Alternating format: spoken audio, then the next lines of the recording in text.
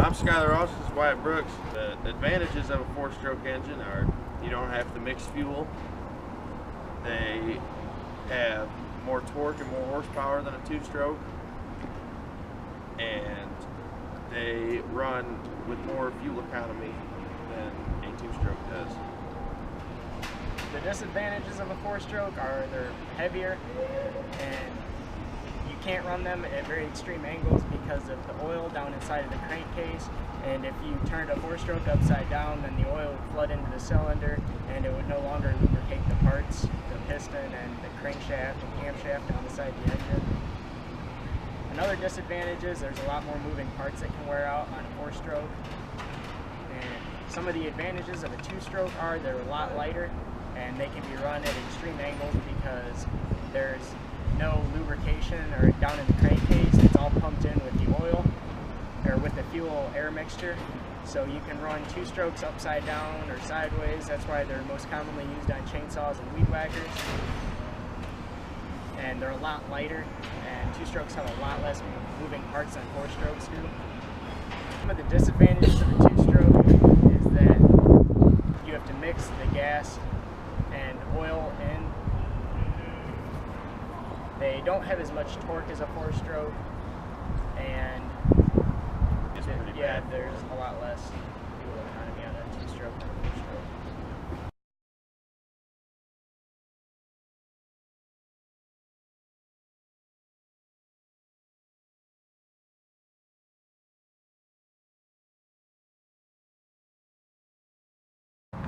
This here is a 4-stroke engine, and it's called a 4-stroke engine because it operates on 4 strokes.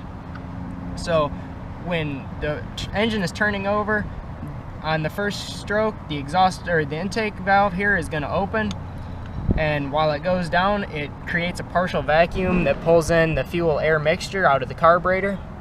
And when it hits bottom dead center, then the stroke starts coming back up, which compresses the fuel air mixture.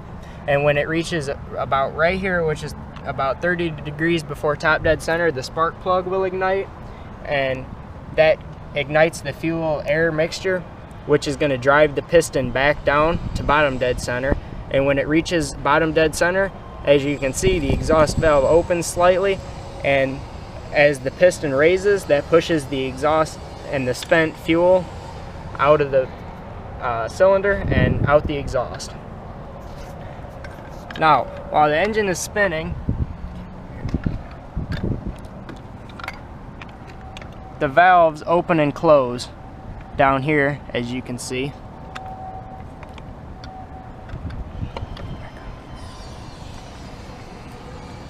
And what opens and closes those valves is as the crankshaft, which is this piece right here, as that crankshaft spins from the motion of the piston moving up and down, it spins this piece here, which is called a camshaft, and inside of here there's tappets that are connected to the bottom of the push rods on the valves down inside the engine, and the camshaft pushes on those, which pushes on the push rods to open and close the valves. And these here, this is where your exhaust would be hooked up, and this is where your carburetor would be hooked up. Now over here, this is called the flywheel, and this is the magneto, which is hooked to the spark plug. Now if you look on the flywheel, you can see a magnet right here, which this is what, when it hits the bottom of the magneto, or the ignition, it creates spark on the spark plug, which will then ignite the fuel air mixture, which creates the whole running process of the engine.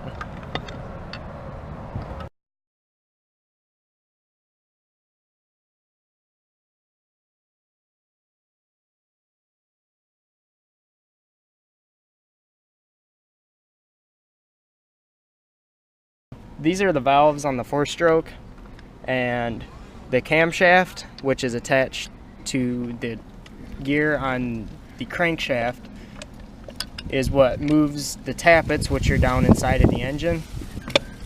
And those tappets are connected to the push rods, and those push the spring or the valves up and down, and they open and close with the timing of the engine. The valve timing on a 4-stroke is so crucial because if you got to have the intake valve open at exactly the right time to pull the right amount of fuel in at the right time in the engine.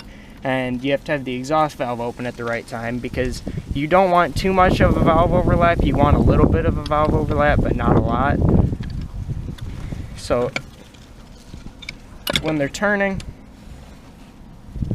you got to have the intake come in, and then the compression and combustion, and then you've got to have the exhaust flow out. But then at the top, you have to still have the intake stroke pull the fuel air mixture in.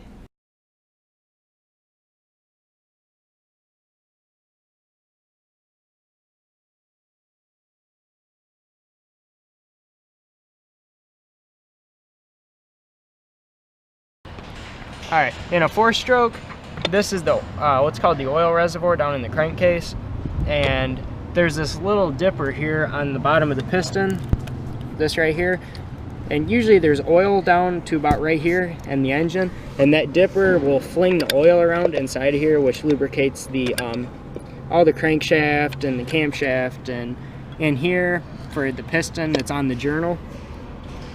And that oil lubricates everything, and that's one of the reasons that you can't run the like a 4-stroke. If you would tip it like upside down or something, then all the oil would move up into the piston and it would leak down, and then there would be no oil to get onto your journal and your connecting rod, and it wouldn't lubricate your camshaft.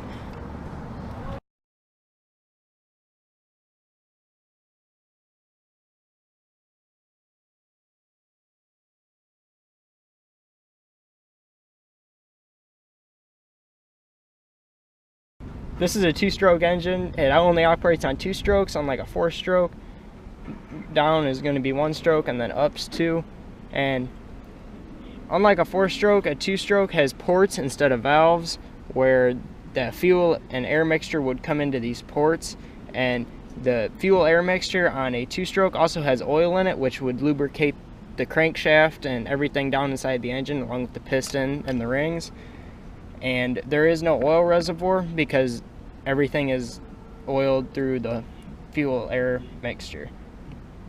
And if you start at top dead center, the first stroke down is going to be the intake stroke, and then as it pushes back up, that's the compression stroke.